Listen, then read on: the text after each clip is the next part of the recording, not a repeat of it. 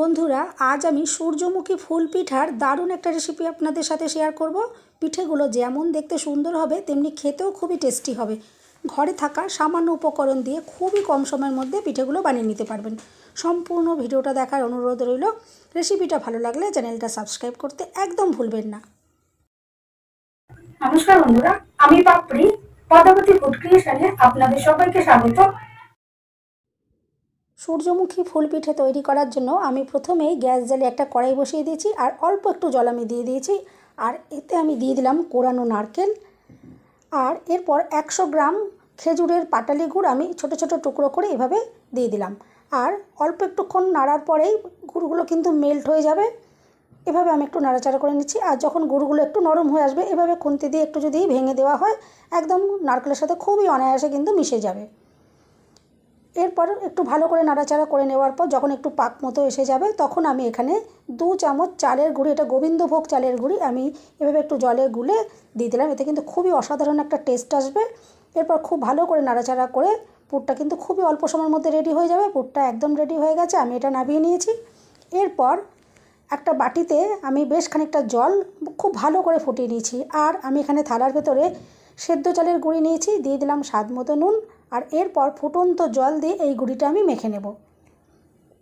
ফুটন্ত জলটা আমি নামিয়ে নিচ্ছি আর একটা হাতায় করে এভাবে আমি চালের গুঁড়ির ভেতর জলটা দিয়ে দিচ্ছি আর একটা চামচ দিয়ে এভাবে নেড়ে চেড়ে জলের সাথে মিশিয়ে নিচ্ছি। আর কখনোই কিন্তু এরকম গরম অবস্থায় হাত দিয়ে এটা মাখা যাবে না, আমি সেই কারণে একটু চামচ দিয়ে এভাবে মেখে নিচ্ছি। আপনারাও সেটাই করবেন। এভাবে চামচ দিয়ে খানিকক্ষণ নাড়াচাড়া করার পর যখন একটু ঠান্ডা হয়ে আসবে তখন আমি হাত দিয়ে ভালো করে মেখে নেব। এভাবে অল্প অল্প করেই কিন্তু জল অ্যাড করতে হবে, একবারে কিন্তু বেশি করে জলটা না দেওয়াই ভালো। এভাবে অল্প অল্প জল দিয়ে আমি মেখে নিচ্ছি। আর এখন অনেকটাই ঠান্ডা হয়ে এসছে, এবারে আমি হাত দিয়ে ভালো করে মেখে নেব। আর এখানে একটা সফট ডো রেডি করতে হবে। এভাবে আমি একটা সফট ডো রেডি করে নিলাম। এরপর আমি এটা চাপা দিয়ে রেখে দিচ্ছি।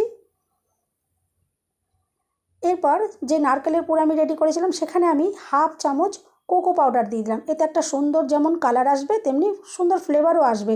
নারকেল আর কোকো পাউডার একত্রে মিশে অসাধারণ একটা টেস্ট আসবে। আর যেহেতু সূর্যমুখী ফুলের মাঝখানটা একটু এরকম ব্রাউন বা চকলেট কালারের হয়, আমি সেই কারণে এখানে একটু কোকো পাউডার অ্যাড করলাম। এরপর এখান থেকে আমি লেচি বানিয়ে নিলাম।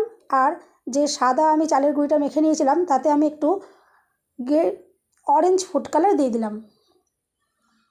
এভাবে দিয়ে একটু মেখে নিচ্ছি। এতে সুন্দর একটা কালার আসবে, সূর্যমুখী ফুলের মতন কালারটা এসে যাবে। আর খুব ভালো করে একটু মিশিয়ে নিতে হবে যাতে সব জায়গায় খুব ভালোভাবে কালারটা মিশে যায়।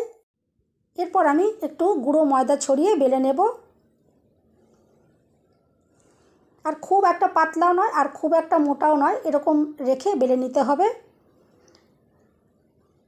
এভাবে আমি বেলে নিয়েছি। এরপর একটা ছোট বাটি নিয়ে নিয়েছি আর বাটি দিয়ে এভাবে একটু আমি কেটে নেব।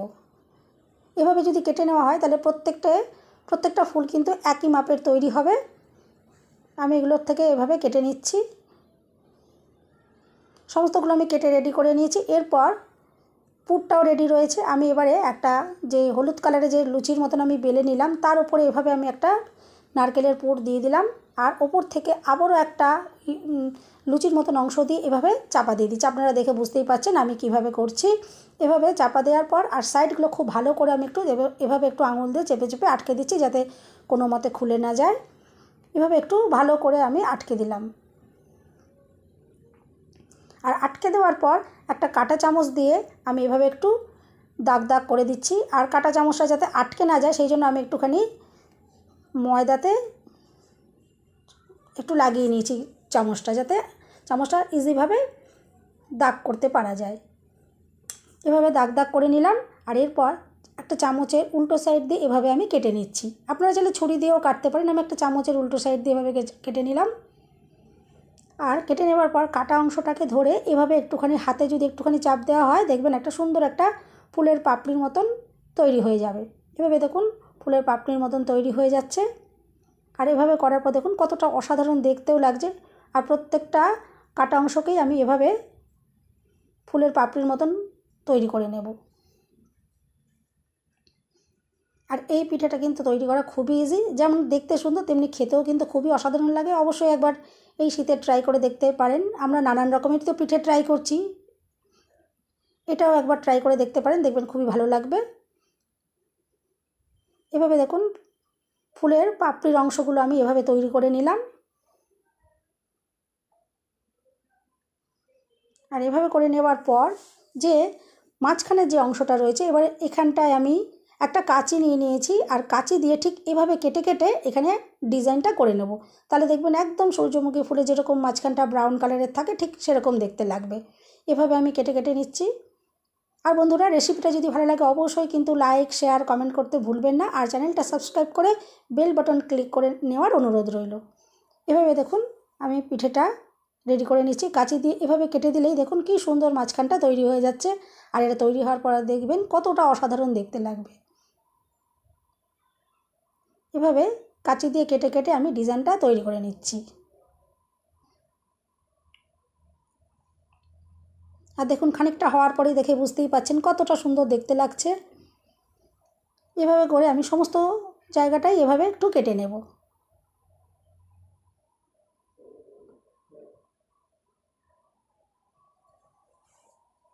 আর কত অনায়াসে তৈরিও করতে পারা গেল। এভাবে দেখুন আমি সমস্ত মাঝের অংশটাই এভাবে কেটে দিলাম। আর সুন্দর দেখুন একটা সূর্যমুখী ফুলের মতন দেখতে তৈরি হয়ে গেল, কত অনায়াসে আর কত কম উপকরণ দিয়ে। এরপর আমি এভাবে করেই সমস্ত পিঠেগুলোকে এভাবেই রেডি করে নেব।